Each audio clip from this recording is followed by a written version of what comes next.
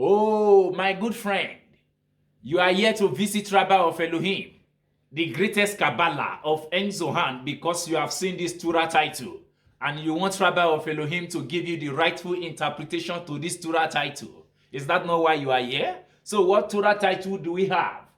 Torah Interpretation of Devarim. Devarim is Hebrew language. Translated of Devarim to English, it becomes Deuteronomy, chapter 4, verse 39. We also have another Torah title here that stated Beresheet. Beresheet is Hebrew language. Translated of Beresheet to English, it becomes Genesis chapter 1, verse 14 to 15. Know that Hashem is the Elohim, which means Yud Ever. This is the fourth precept, is to know to you that Hashem, Elohim of En Zohan, is the Elohim as it is written. Know this day and consider it in your heart that the Hashem, Elohim of En Zohan, is the Elohim. Devarim is Hebrew language. Translated of Devarim to English, it becomes Deuteronomy chapter 4, verse 39. This means that the name is included in the name of Hashem and acknowledged as one and inseparable. And this is the secret of the verse. Let there be luminaries, bracket open, in Hebrew, meorot, in the firmament of heaven to give light upon the earth. Beresheet is Hebrew language. Translated of Beresheet to English, it becomes Genesis chapter 1, verse 14 to 15, which means that both name Yud Ever and Elohim should be as one without any separation. This meorot, spelled without a va, which Makut is called Elohim, should be included with terms heaven, which is the happen that is called Yud Ever, because they are as one and inseparable. Black, light, signifying Malkut, within white light, signifying the happy, both as one without separation. And this is the white color cloud by day and the cloud of fire by night, which allude to the attribute of day, which is the happy, and the attribute of night, which is Makut, as they should be established by each other into one unifying whole to illuminate as it is written, to give light upon the earth. Good. That is just the fact. That is the fact. So, nevertheless, this is the sin of the primeval serpent who unites down below but separates above. Because of this, it caused what it caused to the world, because what is below should be separated and what is above should be united. So the black light, which is Makut, should be united above with the happen into one unified whole.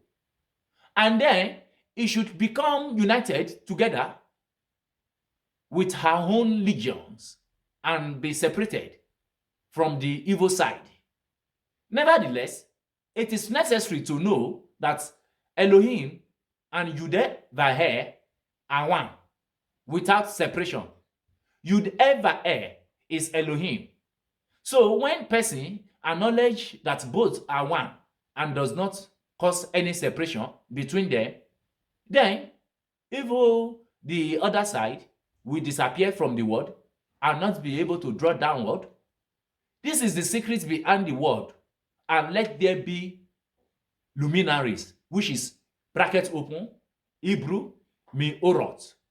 Beresheet is Hebrew language. Translated of Beresheet to English, it becomes Genesis chapter 1, verse 14, which is formed from the two words, or bracket open in English is light, bracket close, and Mavet, bracket open of Mavet. Mavet is Hebrew language. Translated of Mavet to English, it becomes in death, because the clipper follow the brain, and the brain is the light. The other side is death. In the word miorot, spelled with va. The letter forming the word or are kept together, while the letter forming the word mavet are separated from one another. The light is gone from there. The separated letter of death join one another. This means that if we remove the letter or from within the word miorot, the letter will join each other, and the word will appear as mavet. What is mavet? Mavet is Hebrew language. Translated of mavet to English is become death. Rabbi of Elohim, the greatest Kabbalah of En Zohan. I look into this discussion of our master, Hashem, Elohim of En Zohan, and I concluded by saying, even middle with this letter brought evil to the world, as it is written. And when the Ummah saw that was good, bracket open, Hebrew of Vateria, good. Another bracket open of Beresheet. Beresheet is Hebrew language. Translated of Beresheet to English, it becomes Genesis chapter 3, verse 6. She turned the letter of miorot backward. That is, she removed the letter of Vateria from there, leaving only the letter me and va, and then went along and took the letter tav with them, though creating the word mavet, which is death, bracket open of death, bracket close. This is how she brought death upon the world. And the scripture informs us, where he changed the name of Yudeh, Elohim of Hashem, and turned it to other name, God, turned into any kind of name in Hebrew language.